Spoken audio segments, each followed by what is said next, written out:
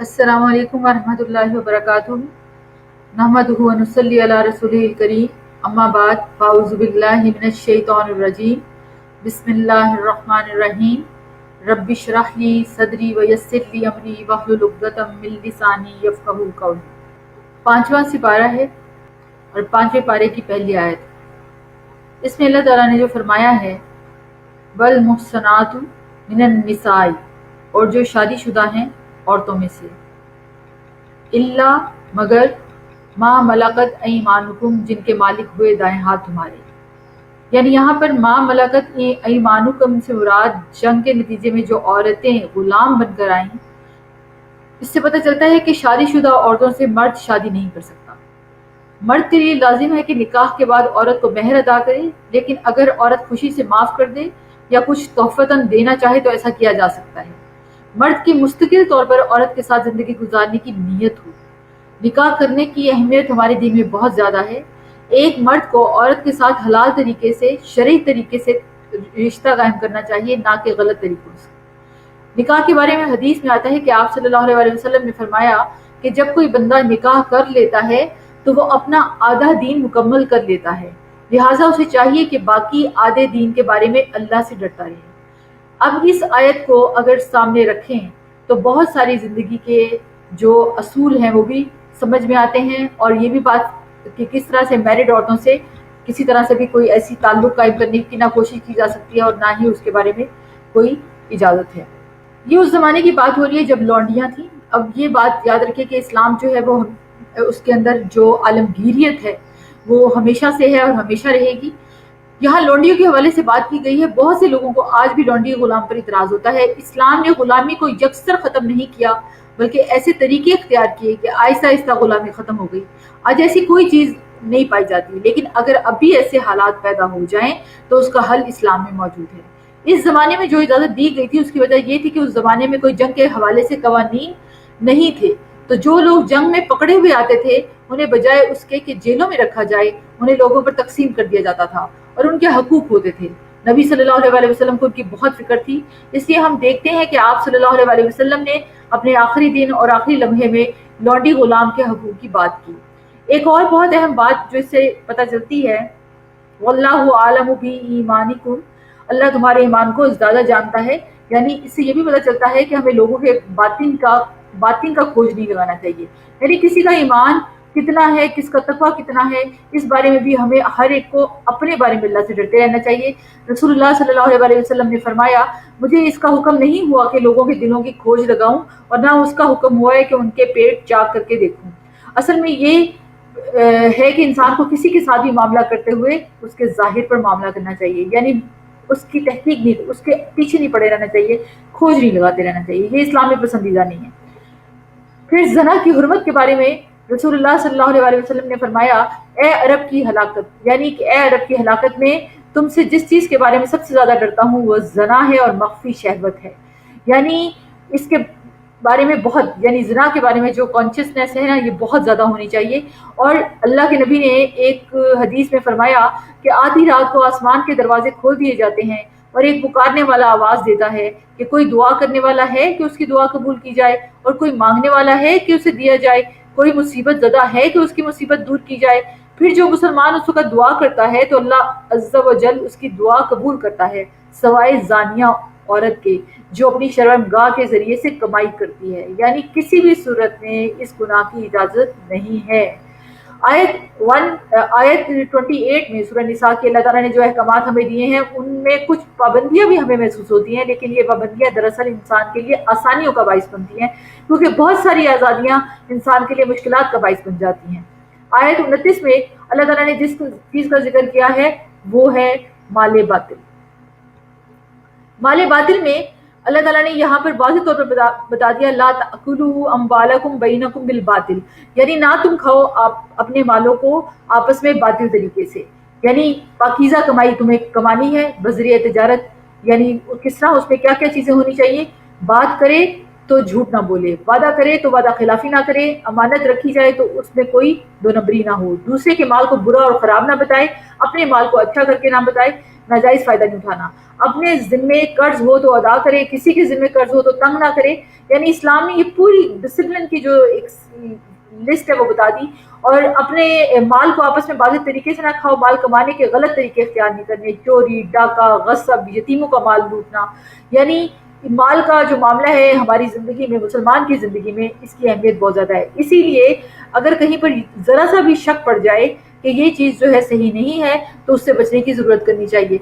پھر اللہ تعالیٰ نے حکم دیا یہاں پر جو اسی آیت کے بعد, وَلَا تَقْتُلُوا أَنفُسَكُمْ, یعنی کیا کہ اپنی جانوں کو قتل مت کرو. اپنی جانوں کو قتل کرنے سے مراد کیا ہے کہ انسان جو ہے وہ ایسے کام نہ کرے. یعنی اس میں دو چیزیں ہیں, ایک خودکشی آتی ہے, یعنی مسلسل ایسا عمل ہے جو جہنم میں جلنے کے بعد اسی آلیہ طریقے سے اپنے آپ کو بار بار مارنے کی سزا ملتی رہے گی. اور دوسرا قتل ہے معاشی, یعنی کسی مسلمان بھائی کو قتل کرنا ایسے ہی جیسے, اس کا معاملہ بھی ایسے ہی جیسے کہ تم نے خود کو قتل کیا. ایک بات یاد رکھیں, زندگی کی اپنی بھی قدر پہچانیں اور دوسروں کی زندگی کی بھی قدر کرنا سیکھیں, کیونکہ زندگی انسان کو ایک ہی دفعہ ملی ہے اور جو کچھ کرنا ہے اسی دنیا میں کرنا ہے, اور اس کے بعد جو ملے گا وہ صرف بدلہ ہوگا. اس لیے ہر طرح کا گناہ جو ہے وہ ایک, یعنی قتل کرنے کے معاملے میں یہ بہت کانشیسنیس, دوسرے کی عزت, دوسرے کی جان اور مال کی اسی طرح عزت کی جائے, خیال رکھا جائے جیسے کہ انسان اپنے بارے میں سوچتا ہے. خودکشی کرنے والا قیامت کے دن اور پھر حساب کتاب کے بعد اگر اللہ اس کو جہنم میں بھیج دے تو پھر بھی سزا دیا جاتا رہے گا, اور وہ مسلسل جہنم میں جلنے کے ساتھ ساتھ اسی آلے سے, یعنی جس طریقے سے وہ دنیا میں اس نے خودکشی کی ہوگی, استغفر اللہ, اسی طرح سے اس کو سزا ملتی رہے گی.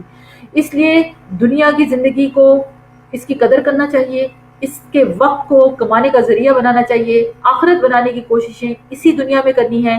اگر اس دنیا میں کوئی مشکلیں آ بھی جائیں تو پریشان نہ ہوں, کیونکہ دنیا کی زندگی صرف وقتی ہے اور ختم ہو جائے گی, لیکن جو اس میں کیے گئے اعمال ہیں ان کے بدلے جو ہمیں ملے گا وہ بہت بڑا ہے.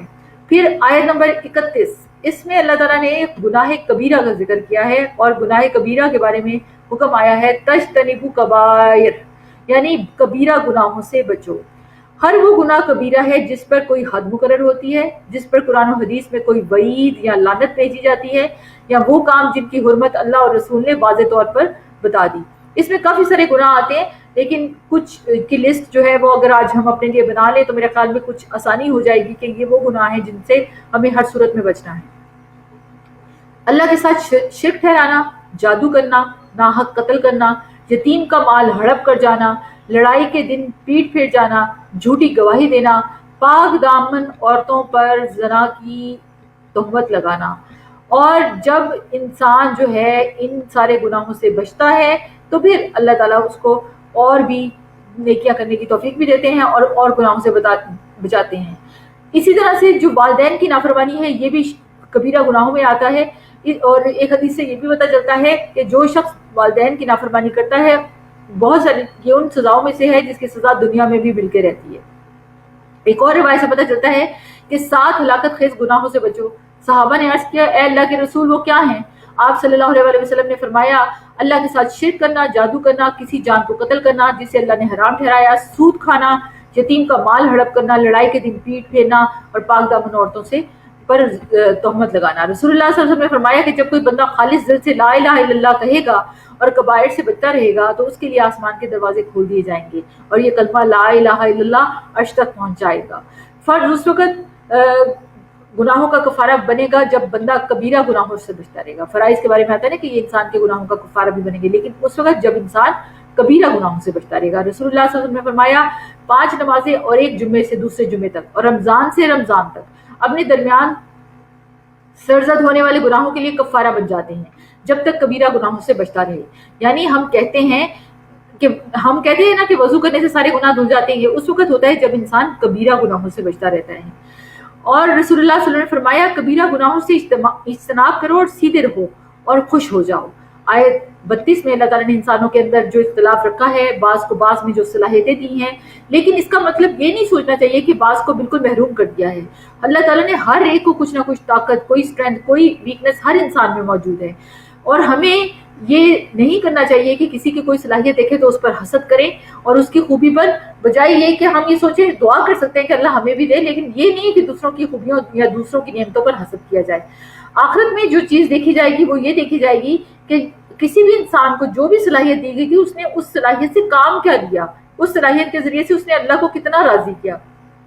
اور جو لوگ دوسروں سے حسد کرتے ہیں، اس کے بارے میں تو حدیث سے پتہ چلتا ہے کہ جو کسی سے حسد کرتا ہے، حسد حاسد تک یعنی محسود تک پہنچنے سے پہلے حاسد کی نیکیوں کو ایسے کھا جاتا ہے جیسے آگ سوکھی لکڑیوں کو. اور اللہ سے یہ دعائیں کرتے رہنا چاہیے کہ اللہ اگر میرے اندر یہ کمپیریزن ہے یا میں دوسروں سے یہ حسد ہے تو اس کو ماننا بھی چاہیے اور اللہ سے معافیاں مانگنی چاہیے اور اللہ سے دعا کرنی چاہیے کہ اللہ میری نفسیات کو اس سے ہٹا دے اور مجھے خیر اور بھلائی سوچنے کی توفیق عطا فرمائے. انسان جب موازنہ کرتا رہتا ہے، یعنی کبھی اپنے بچوں کا کسی کے بچوں کے ساتھ، اپنے آپ کا کسی اور کے ساتھ، اپنے شوہر کا کسی کے شوہر کے ساتھ، تو وہ حسرتوں میں مبتلا ہوتا ہے. اس لیے کمپیریزن نہیں کرنا چاہیے، بلکہ وہ نعمتیں جو اللہ نے ہمیں دے کر رکھی ہیں ان کو سوچتے رہنا چاہیے.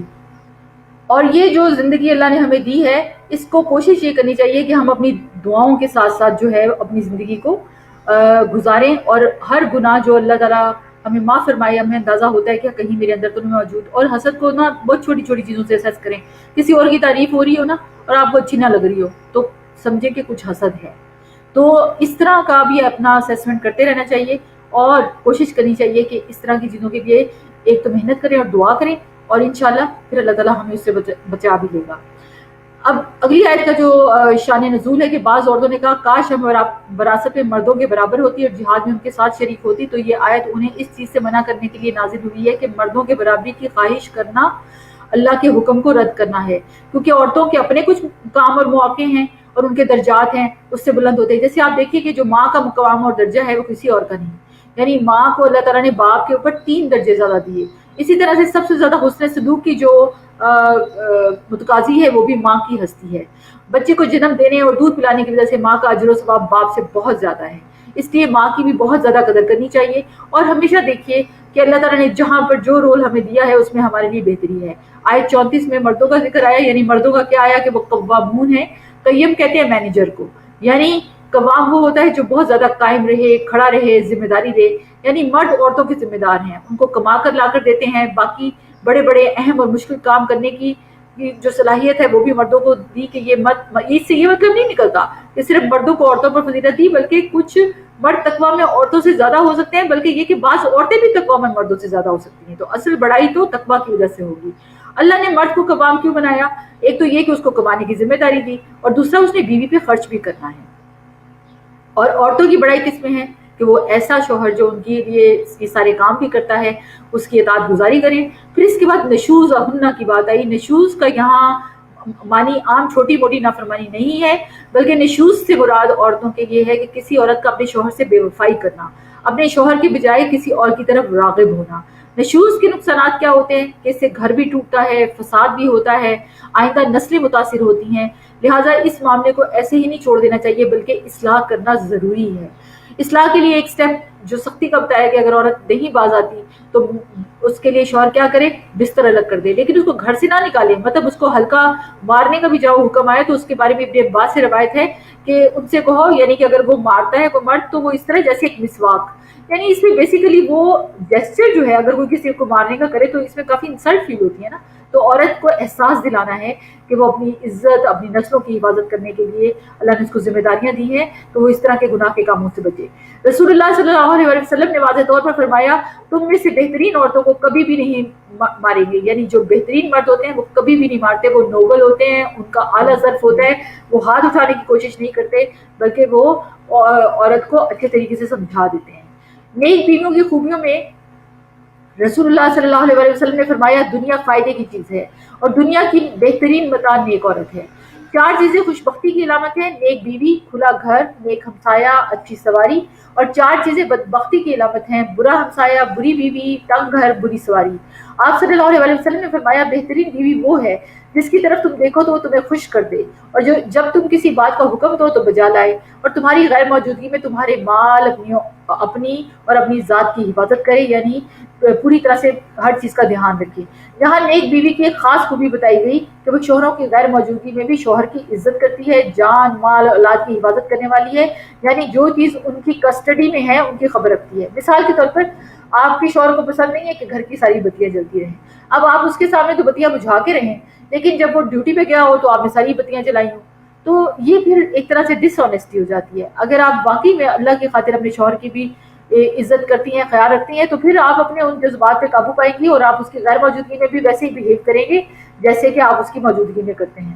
رسول اللہ صلی اللہ علیہ وسلم نے فرمایا بہترین عورتیں اونٹوں پر سوار ہونے والی ہیں، وہ قریش کی نیک عورتیں ہیں۔ اس زمانے میں جو سب سے بہترین عورتیں تھیں ان کی بات کی گئی، یعنی چھوٹے یتیم بچوں پر سب سے زیادہ مہربان ہیں، اگر شوہر فوت بھی ہو جائے تو اپنے بچوں کی خاطر اپنی زندگی قربان کرتی ہیں اور اپنے خامندوں کے مال کی زیادہ حفاظت کرنے والی ہیں، یعنی وہ عورتیں جو شوہر کے مرنے کے بعد شادی نہیں کرتی لیکن وہ عزت والی اور پروٹیکشن دینے والی اپنے بچوں کی خاطر وہ ایسے کام کر رہی ہوتی ہیں۔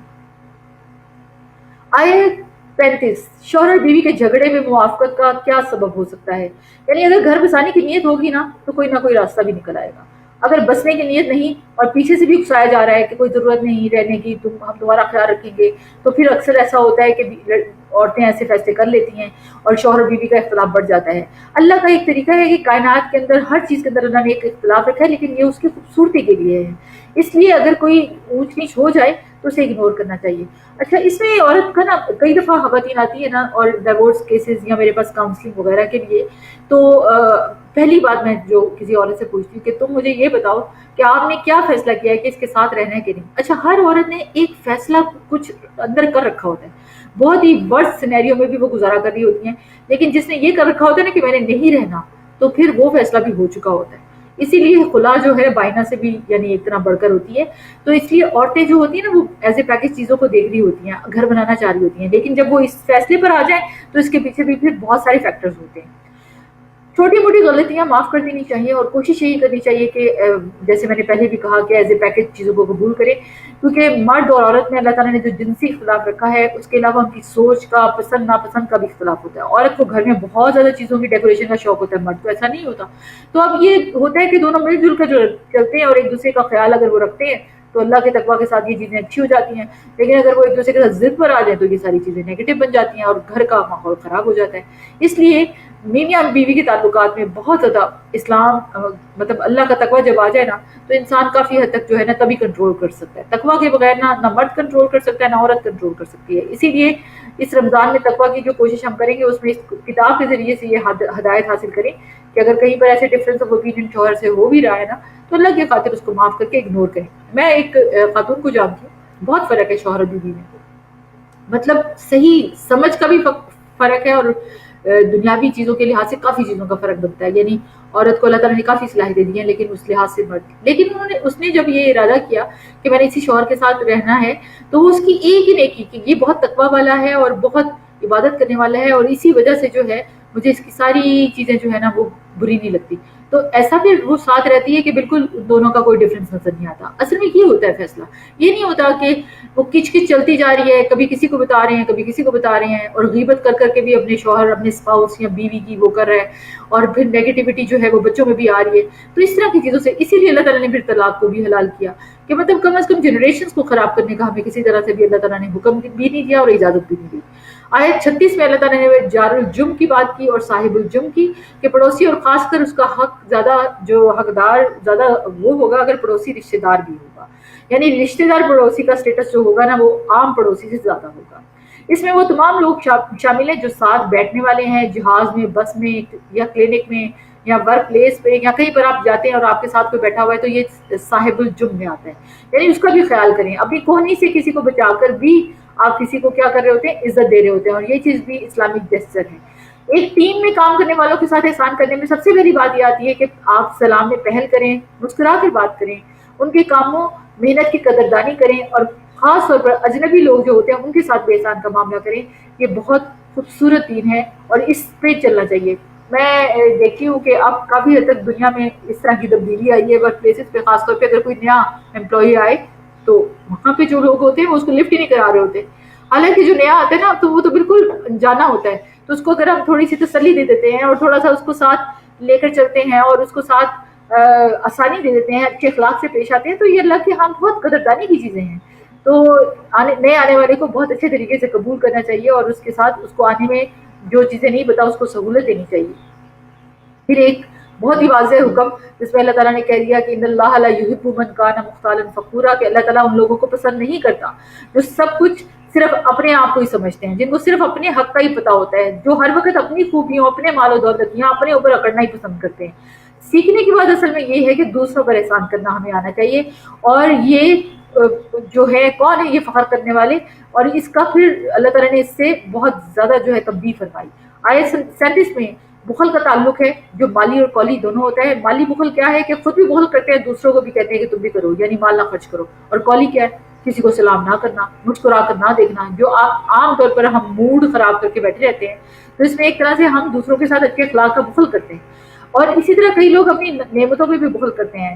اچھا، قرآن میں تھوڑے دل انسان کی بہت مذمت کی گئی، یعنی جو دل کا چھوٹا ہو، دل کا گھٹا ہوا ہو، تھوڑی سی تکلیف پر گھبرا جائے۔ آپ دیکھیں کئی دفعہ میں دیکھتی ہوں کہ ایک کا لیکچر زیادہ لگ گیا، ہم چونکہ ٹیچنگ میں بھی ہیں، ڈاکٹرز بھی ہیں، ڈیوٹیز پہ بھی ہیں، تو دل چھوٹا کر لیتے ہیں کہ اس کا کیوں کم ہے، میرا کیوں زیادہ ہے، اور اس طرح سے دل تنگ کرتے ہیں کہ جب تک اس سے بدلہ نہ لیں، حالانکہ وہ شاید اس نے خود نہیں اپنا کام کیا ہوتا، کسی اور نے کیا ہوتا ہے، لیکن ہم اپنے اسی ساتھی کے پیچھے پڑ جاتے ہیں۔ تو یہ جو ہے نا اسلامی معاشرے کا شعار نہیں ہے، دلوں کو بڑا کرنا چاہیے۔ بخل کی علامت ہے جو دل کا چھوٹا ہو، جس کا دل گھٹا ہوا ہو، تھوڑی سی تکلیف پر گھبرا اٹھے، جب مال ملے تو بخیل ہو جائے۔ رسول اللہ صلی اللہ علیہ وسلم نے فرمایا آدمی میں سب سے بدترین چیز بے صبرے پن کے ساتھ بخل اور حد سے زیادہ بزدل ہونا ہے، یعنی یہ ناپسندیدہ چیزیں ہیں۔ بزدلی انسانوں کو آگے نہیں بڑھنے دیتی، رسک نہیں لینے دیتی، اور جو رسک نہیں لیتا وہ اوپر نہیں جاتا۔ آیت 38 میں جن لوگوں کو آخرت کا یقین نہ ہو وہ کسی طرح بھی بھلائی کے کام نہیں کر سکتے، وہ جو کام بھی کرتے ہیں وہ شہرت کے لیے کرتے ہیں، لوگوں کی نظر میں سخی کھلانے کے لیے کرتے ہیں۔ شیطان انسان کے ساتھ لگا ہوا ہے، اس کو ہر وقت گناہوں پر اکساتا ہے۔ اور پھر اللہ تعالیٰ نے بتایا کہ آیت 40 میں جو اللہ کا فضل ہے وہ کیا ہے، اگر کوئی ایک گناہ کرتا ہے تو اس کے بدلے ایک ہی اللہ گناہ لکھتے ہیں، لیکن اگر کوئی ایک نیکی لکھتا ہے تو کرتا ہے تو اللہ تعالیٰ اس کا 10 سے 700 گنا تک اجر دیتے ہیں۔ جیسے فی سبیل اللہ مال خرچ کرنے کا اجر ہے، اللہ نے فرمایا روزہ میرے لیے، میں خود اس کا اجر دوں گا۔ آیت 42 میں اللہ تعالیٰ نے نافرمانی کا جو یہاں اللہ کی نافرمانی کا ذکر نہیں بلکہ رسول کی نافرمانی کا ذکر ہے، اور بعض دفعہ تو یہ بھی کہا جاتا ہے کہ کون سا یہ حکم قرآن میں ہے، نہیں، رسول اللہ صلی اللہ علیہ وسلم کی باتوں کا بھی اسی طرح سے کہا جائے گا، مانا جائے گا جس طرح سے ہم قرآن کا، کیونکہ قرآن سارا رسول صلی اللہ علیہ وسلم کی زبان سے ادا ہوا ہے۔ تو اگر کوئی شخص یہ کہتا ہے کہ میں رسول صلی اللہ علیہ وسلم کی بات کو یا ان کی حدیث کو نہیں مانتا، تو وہ ایک طرح سے قرآن کا انکار کرتا ہے۔ آیت 43 میں اللہ تعالیٰ نے جن حالتوں کی ذکر کیا کہ جن میں نماز نہیں پڑھنی چاہیے، وہ شدید نیند کی حالت ہے، جنابت کی حالت، جب انٹر کورس کیا ہو، کیونکہ جنبی جو ہے وہ فوراً غسل کر سکتا ہے اس کو، اور اس صورت میں، اور اس کے علاوہ نماز عبادت کے لیے غسل کرنا ضروری ہے، یعنی یہ تو لازمی ہے۔ اگر پانی نہیں موجود پھر تیمم کرنا ہے۔ تیمم کا طریقہ کیا ہے کہ پاک مٹی یعنی صاف مٹی پر ہاتھ مار کر پھیرے اور دونوں ہاتھوں پر پھیر لیا جائے، بس ایک بار پھیرنا ہی کافی ہے، بار بار نہیں پھیرنا۔ اور یہ بھی نہیں ہے کہ سارے جسم پر آپ پھیرتے رہیں، مطلب نہانے کا غسل کی آپ کا تھا ضرورت تھی لیکن پانی نہیں تھا تو تیمم پھر ہاتھوں اور پھیرے پر ہی کیا جائے گا۔ رسول اللہ صلی اللہ علیہ وسلم نے فرمایا کہ زمین کو چھوا کرو کیونکہ یہ تمہارے ساتھ شفقت کرنے والی ہے۔ اور آج اگر دیکھا جائے نا تو میں یہ دیکھتی ہوں کہ زمین پر کبھی کبھی ننگے پاؤں بھی چلنا چاہیے، یہ بہت ریسرچز بتاتی ہیں کہ بہت ساری بیماریوں کا علاج ہے۔ محمد صلی اللہ علیہ وسلم کی امت کی خاص خصوصیات جو بتائی گئی کہ رسول اللہ صلی اللہ علیہ وسلم نے فرمایا مجھے 5 چیزیں جو عطا کی گئیں ان میں سے ایک یہ ہے کہ ساری زمین کو میرے لیے سجدہ گاہ بنایا گیا، اور طہارت کا ذریعہ یعنی کہیں سے بھی پاک مٹی لے کر تیمم کر سکتے ہیں، اور دوسرا یہ کہ کہیں بھی نماز پڑھ سکتے ہیں، یعنی اس میں سوائے رفع حاجت والی جگہوں کے اور جو استبل ہوتے ہیں جہاں جانور ہوتے ہیں۔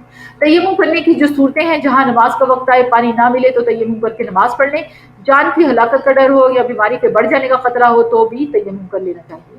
آیت 45 میں اللہ تعالیٰ نے جو حکم دیا اس کے مطابق آپ صلی اللہ علیہ وسلم کو اصل میں تسلی دی جا رہی ہے کہ آپ دشمنوں کی طرف سے پریشان نہ ہوں، اللہ آپ کے معاملے کی ذمہ داری لے گا اور جس چیز کے ساتھ چاہے گا آپ کو فائدہ دے گا۔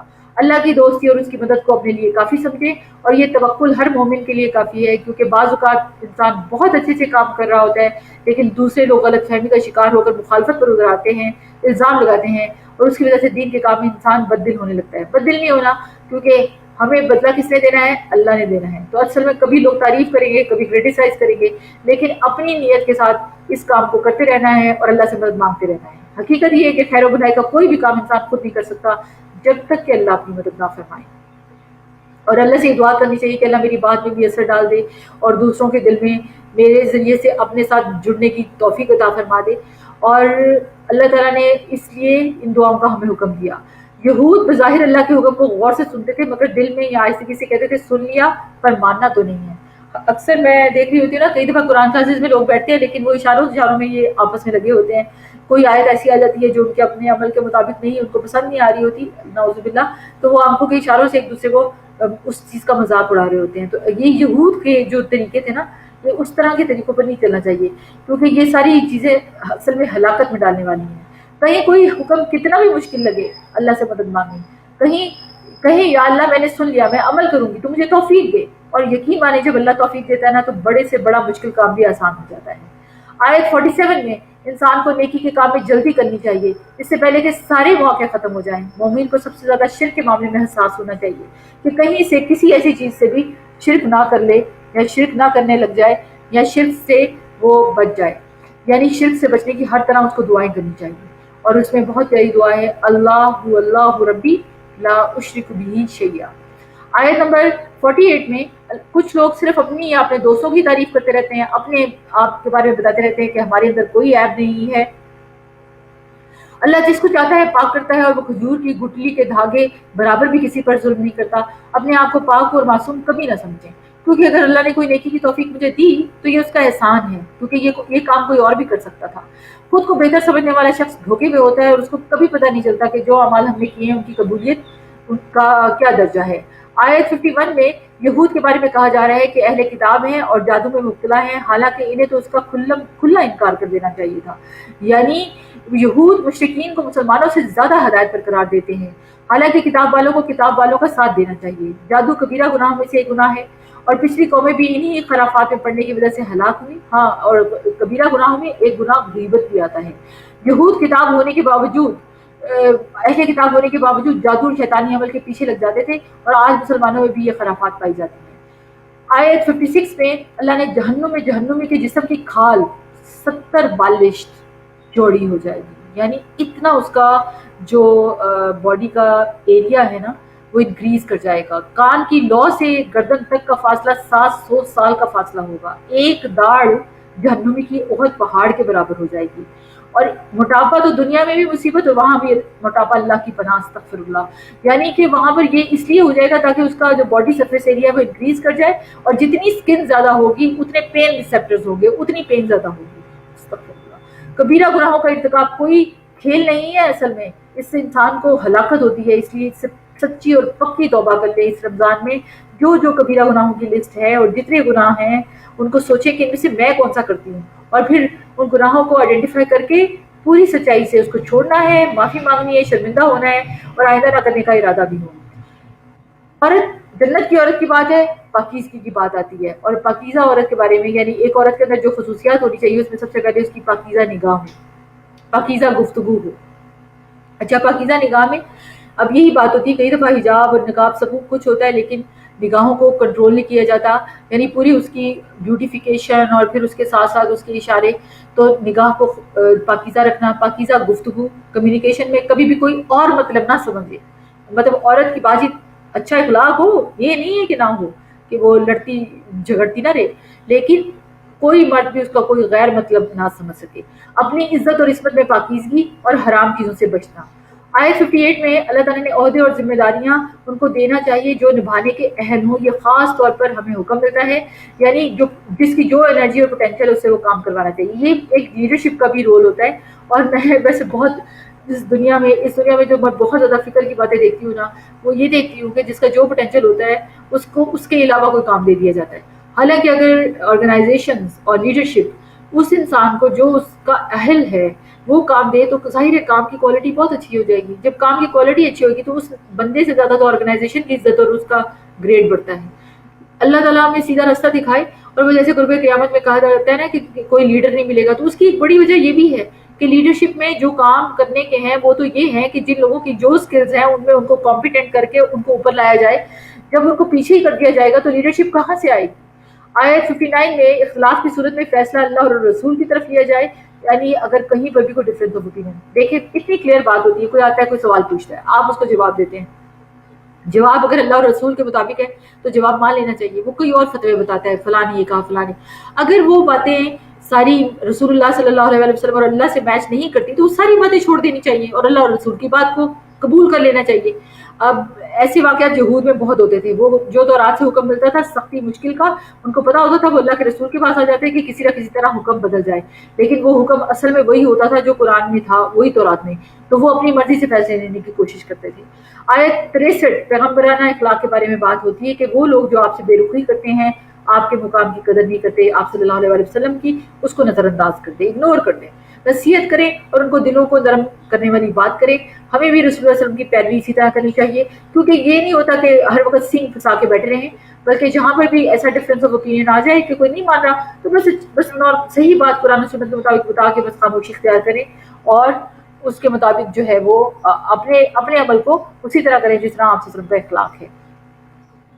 انسانوں کے لیے مصیبتوں کا باعث بنتے ہیں اکثر لوگ، تو رزق سے محروم کرتا ہے اللہ ان کو، اور بعض اوقات پھر اور بھی مسائل آتے ہیں۔ آپ صلی اللہ علیہ وسلم کے فیصلوں کو ماننا نہایت ضروری ہے اور ایمان کا تقاضا ہے۔ بندہ جب اپنے علم کے مطابق عمل کرتا ہے تو اللہ تعالیٰ اس کے علم میں اضافے کے ساتھ ساتھ اسے ثابت قدمی عطا کرتے ہیں۔ یعنی آپ دیکھیں کہ قرآن کے ساتھ جڑے رہنے کا سب سے بڑا فائدہ یہی ہے کہ انشاءاللہ ثابت قدمی نصیب ہوتی ہے۔ آیت 70 میں نبی صلی اللہ علیہ وسلم کے خدمت میں ایک صحابی حاضر ہوئے تھے، تو ایک دن کہنے لگے کہ اللہ کے رسول، جب آپ کے پاس ہوتا ہوں تو آپ کو دیکھتا ہوں تو میرا دل خوش ہوتا ہے، لیکن مجھے یہ ڈر ہے کہ میں بھی فوت ہو جاؤں گا اور آپ بھی، تو پھر مرنے کے بعد آپ کا مقام تو بہت بلند ہوگا، ہم پتہ نہیں کہاں ہوں گے۔ تو اس میں بہت غمگین ہو گئے کہ مرنے کے بعد آپ کی محبت اور آپ کی صحبت اور رفاقت اور قرب کیسے حاصل ہوگا۔ اس پر یہ آیت نازل ہوئی کہ جو اللہ اور رسول کی اطاعت کرے گا وہ انہی لوگوں کے ساتھ ہوگا۔ اللہ ہمیں بھی ان میں شامل کر دے۔ حضرت انس کہتے ہیں کہ ہمارے لیے اس سے بڑھ کر خوشی کا دن کوئی نہ تھا کہ جس میں آپ نے ہمیں یہ بتایا کہ انسان اسی کے ساتھ ہوگا جس کے ساتھ وہ محبت کرتا ہوگا۔ اگر ہماری محبت رسول اللہ صلی اللہ علیہ وسلم کے ساتھ سچی ہے، ہم آپ کا اتباع کرتے ہیں، آپ کی سنتوں پر چلتے ہیں، آپ سے ہماری عقیدت ہے، تو انشاءاللہ آپ کے قدموں پر چلتے چلتے ہمیں بھی آپ کا ساتھ انشاءاللہ نصیب ہوگا۔ خاص موقعوں پر خاص طور پر امید رکھنی چاہیے، جب حوض کوثر سے پانی ملے گا، اور دوسرا جب آپ کو مقام شفاعت پر فائز کیا جائے گا۔ آیت 73 میں دین کے کام میں پیچھے رہنا اللہ کا انعام نہیں بلکہ اس کے لیے نکلنا اللہ کا انعام اور فضل ہے۔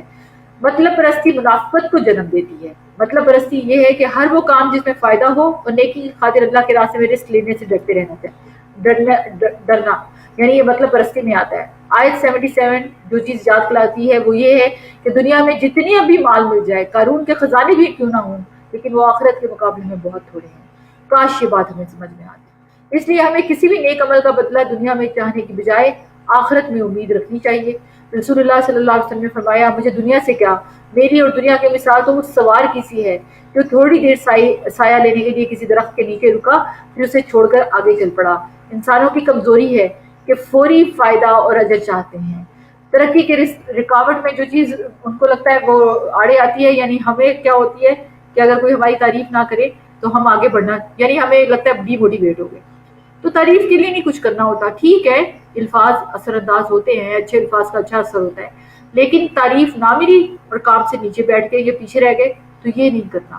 یاد رکھیے جس کے لیے نیکی کا کام کر رہے ہیں وہ خود اس کا اجر دے گا۔ آیت 81 میں کچھ منافقین کے کردار کی بات ہوئی جو رات کو آپ صلی اللہ علیہ وسلم کے ساتھ مشورے میں شریک ہوتے اور بعد میں کچھ اور چیزیں تجویز کرتے تاکہ مسلمانوں میں افراتفری پھیل جائے۔ رسول اللہ صلی اللہ علیہ وسلم نے فرمایا، مجلسیں امانت ہوتی ہیں، یعنی اگر مجلس کی کوئی بات ہے تو پھر وہ امانت رکھی جائے، نہ کہ یہ کہ اس کو ادھر ادھر اسپریڈ کیا جائے۔ یہ وہ نہیں بات ہو رہی ٹریننگز کی، نہیں، ٹریننگز تو جو کریں گے جو سنیں گے اس کو آگے پہنچانا ہے۔ اب یہ نہیں ہے کہ آپ کو جو آج یہ دین بتایا جا رہا ہے تو آپ کہیں کہ ہم تو نہیں آگے بتاتے کیونکہ یہ امانت ہے، نہیں، یہ تو پھیلانا ہے کیونکہ اللہ کے نبی کا حکم ہے بلغوا انی ولو آیا۔ لیکن جیسے کچھ خاص فیصلے ہوتے ہیں، خاص میٹنگز ہوتی ہیں، خاص انسٹرکشنز ہوتی ہیں اور اس میں کچھ خاص گروپ کے لوگ بیٹھتے ہیں، تو اس صورت میں وہاں پر ایسے امانت کے طور پر کسی بات کو رکھنا، راز رکھنا، وہ ایک مختلف بات ہے۔ بڑے بڑے جھگڑوں کو ختم کرنے کا بہترین نسخہ کیا ہے کہ ایسے لوگوں کو نظر انداز کر دیا جائے، ان کی باتوں کی پرواہ نہ کی جائے۔ اور ایک بات اور جو میں بار بار کرتی ہوں کہ باتوں کی تحقیق کیے بغیر بات کو آگے نہ پہنچائیں اور بلکہ توکل کرتے ہوئے معاملہ اللہ کے سپورٹ کر دیں۔ اور اب آگے لیڈرشپ کی بات۔ لیڈر کی بات ایک بات بہت اہم ہے کہ لیڈر اصل میں اپنی کرسی کی وجہ سے قیادت نہیں کرتا، لیڈر اپنے عمل کی وجہ سے قیادت کرتا ہے۔ رسول اللہ صلی اللہ علیہ وسلم نے فرمایا، نیکی کی طرف بلانے والا بھی ایسا ہی ہے جیسا کہ اس کا کرنے والا، یعنی اگر نیکی کی طرف کوئی کسی کو دعوت دیتا ہے نا، تو جتنے لوگ بھی نیکی کر رہے ہوتے ہیں اس بندے کی نیکی ہر ایک کے ساتھ لکھی جاتی ہے۔ تو خیر کے کاموں میں خود بھی حصہ لیں، دوسروں کو بھی ابھاریں، جو بھی آپ کے اور میرے پوٹینشیلز ہیں ان کو آئیڈینٹیفائی کریں اور اس کے مطابق اللہ کے دین کو پھیلائیں، اور اس میں جو رول بھی ادا کر سکتے ہیں انشاءاللہ تو اس کے ذریعے سے خیر اور بھلائی حاصل کرنے والا بننا ہے۔ آیت 86 میں سلام پھیلانا سلامتی، آپ سے نے فرمایا سلام پھیلاؤ تم سلامت رہو گے۔ گھر میں بھی سلام کے عمل کو فروغ دینا چاہیے، جب گھر میں انٹر ہوں تو سلام کر کے انٹر ہوں۔ سلام مغفرت کو واجب کرنے والا عمل ہے۔ آپ صلی اللہ علیہ وسلم نے فرمایا تم جنت میں نہیں داخل ہو سکو گے جب تک ایمان نہیں لاؤ گے، اور تم ایمان نہیں لا سکتے جب تک آپس میں محبت نہ کرو۔ کیا میں تمہیں ایسی بات نہ بتا دوں کہ جب تم اس پر عمل کرو گے تو تمہارے درمیان محبت پیدا ہو جائے گی، تم آپس میں سلام کو عام کر دو۔ جہاں محبت میں کمی دیکھیں سلام کو رواج دو۔ جن شوہر بیوی کے درمیان لڑائی جھگڑا ہے ان کو چاہیے کہ وہ بہت زیادہ سلام کریں آپس میں، اور سلام کو جتنا عام کریں گے انشاءاللہ دل کی تنگی اتنی دور ہوتی جائے گی۔ سب سے بڑا بخیل وہ ہے جو سلام میں بخل کرتا ہے۔ آیت 87 کہ ہم سب کشاں کشاں موت کی طرف بڑھ رہے ہیں اور قیامت کا دن حقیقت ہے جہاں ہم سب کو جانا ہے اور حساب بھی دینا ہے۔ آیت 92 میں غلطی سے قتل کرنے کا کفارہ کیا ہے؟ وہ ہے 2 ماہ کے لگاتار روزے رکھنا۔ مومن کی جان کی اللہ کی نگاہ میں بڑی قدر ہے، اور اب قتل معمولی بات انسانی جان ارزہ سمجھ کر اتنا عام ہو گیا استغفر اللہ کہ لگتا ہے کہ جیسے قتل کوئی چیز نہیں، یعنی یہ بام بلاسٹ، خود کش حملے اور اس طرح کی چیزیں، تو اس کی سزا بہت زیادہ ہے۔ قتل کا بدلہ قتل اللہ نے اسی لیے کہا کہ القصاص جو ہے یعنی قصاص قتل کا بدلہ قتل رکھ کے، تاکہ اس کو اس سزا کے ذریعے سے لوگوں کو عبرت دلائی جائے اور اس طرح کے گناہوں سے بچایا جائے۔ آیت 93 میں رسول اللہ صلی اللہ علیہ وسلم نے فرمایا ایک مسلمان کی ہر چیز دوسرے مسلمان پر حرام ہے، اس کا مال، اس کا خون، اس کی عزت اور آبرو۔ اگر تمام آسمانوں اور زمین والے کسی مومن کے قتل میں شریک ہوں تو اللہ ان سب کو جہنم میں دھکیل دے گا۔ یہ تو عمومی قتل کی بات ہے۔ کوئی بھی بچہ جس میں روح پڑ چکی ہوتی ہے اس کا دل دھڑکتا ہے، اس کو مارنا بھی قتل ہے، یعنی یہ جو ابارشنز ہوتے ہیں، اور اسی لیے کہا جاتا ہے کہ اگر کبھی کسی نے ابارشن کرایا ہو اس کو چاہیے کہ اس کی دیت دے۔ فقر اور بیماری کے ڈر کی وجہ سے ایسا قتل کرنا جہالت اور حماقت ہے۔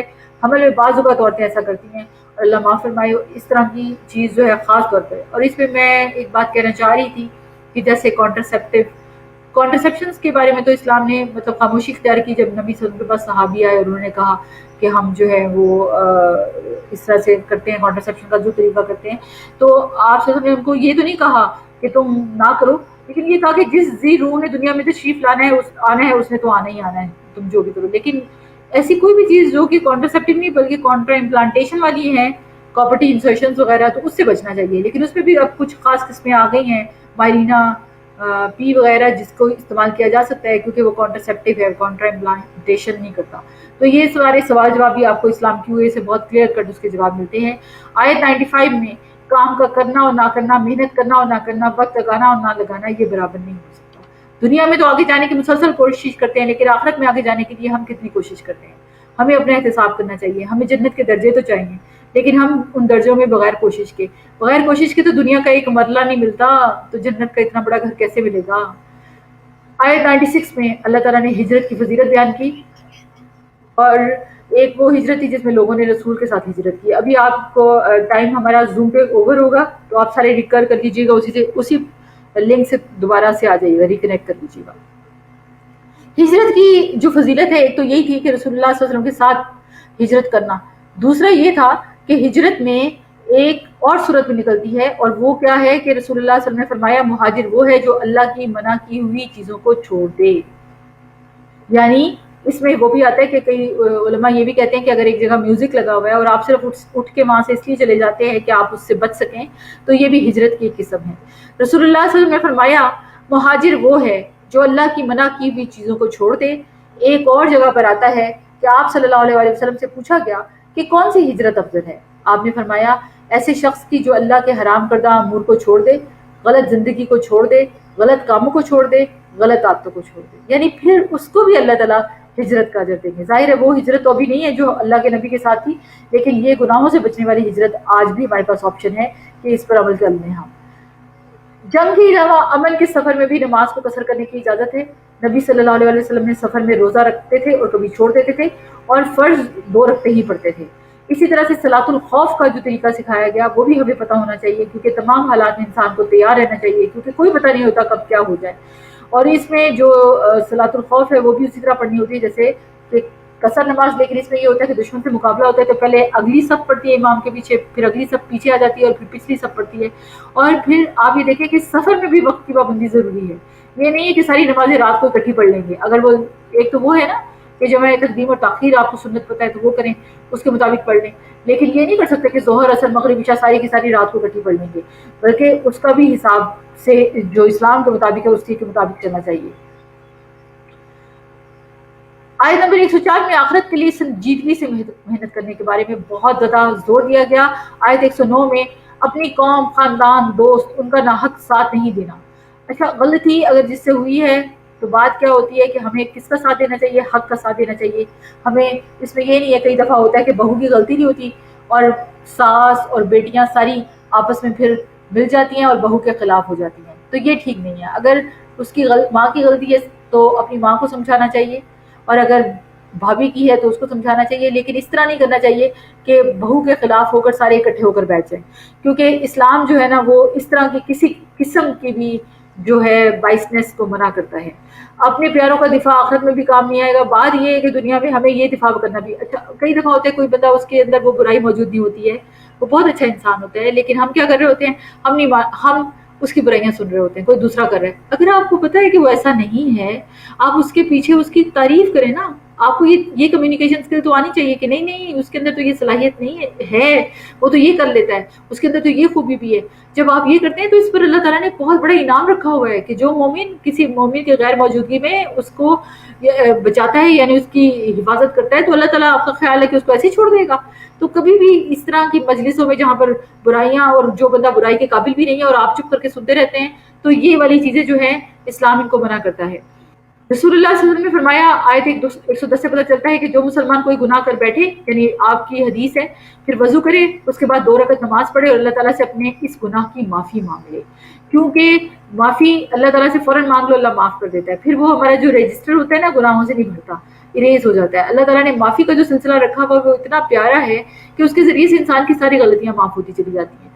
رسول اللہ صلی اللہ علیہ وسلم نے فرمایا کہ بائیں طرف والا فرشتہ 6 گھڑیاں مسلمان گناہ گار بندے سے اپنا قلم اٹھائے رکھتا ہے.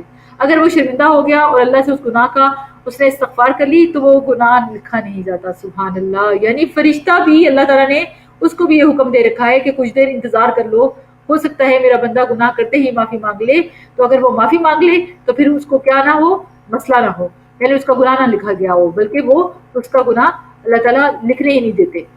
آیت 114 سے پتہ چلتا ہے کہ مجلس میں سرگوشیاں کرنا ناپسندیدہ چیز ہے اور آداب مجلس کے خلاف ہے.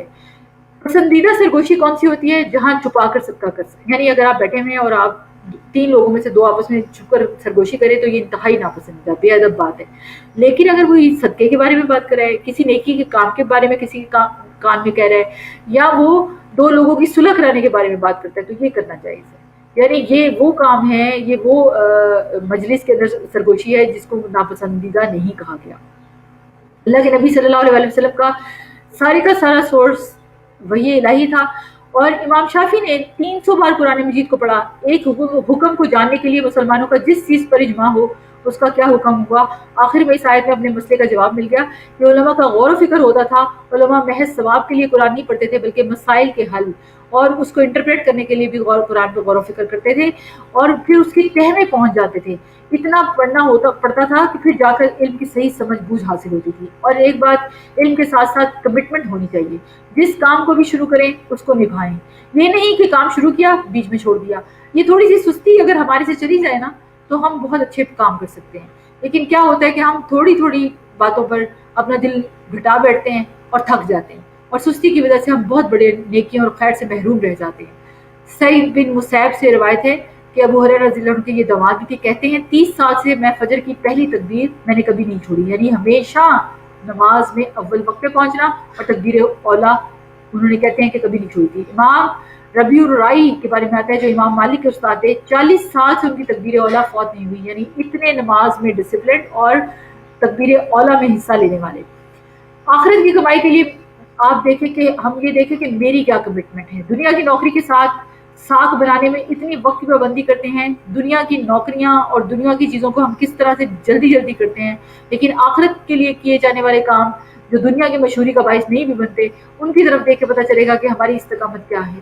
آیت 116 میں اللہ تعالیٰ نے پھر سے شرک کے بارے میں بتایا کہ یہ ناقابل معافی گناہ ہے. شرک سے برات کے لیے لا الہ الا اللہ کا ورد کرتے رہنا بھی بہت فائدہ دیتا ہے. یعنی لا الہ الا اللہ پڑھتے رہنا ویسے بھی، تو یہ بھی انشاءاللہ شرک سے بچائے گا.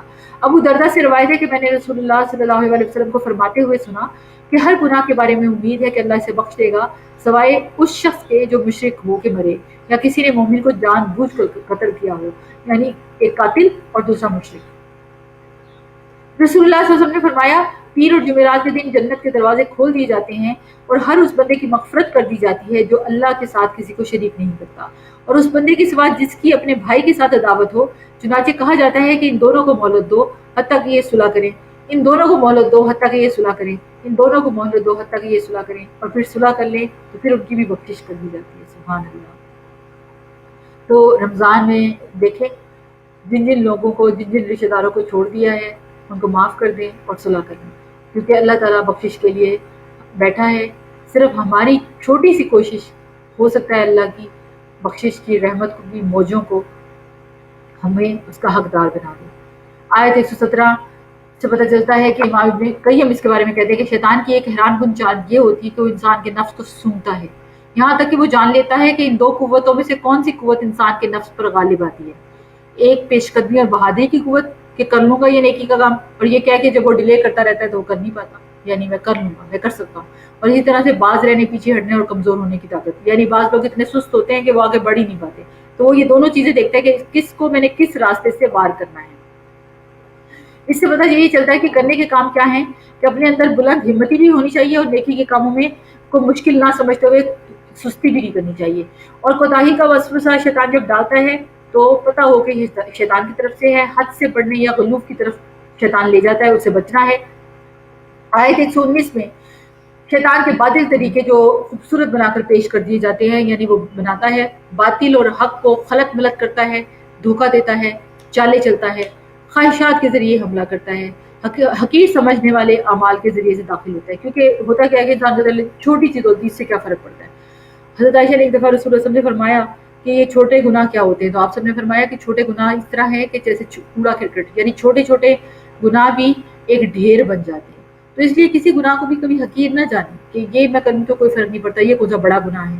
گناہ ہے، ہوتے ہوتے یہ کہ پہلے بڑے گناہوں سے، جیسے ہم نے ابھی ترتیب میں پڑھا کہ بڑے گناہوں سے بچنا ہے، اور اس کے بعد یہ کہ جب بڑے گناہوں سے بندہ بچتا ہے تو آہستہ آہستہ چھوٹے گناہوں سے بھی بچنے کا اس کو جو ہے وہ موٹیویشن آ جاتا ہے، اور پھر کرتے کرتے انشاءاللہ گناہوں کی لسٹ جو ہوتی ہے وہ اریز ہوتی چلی جاتی ہے.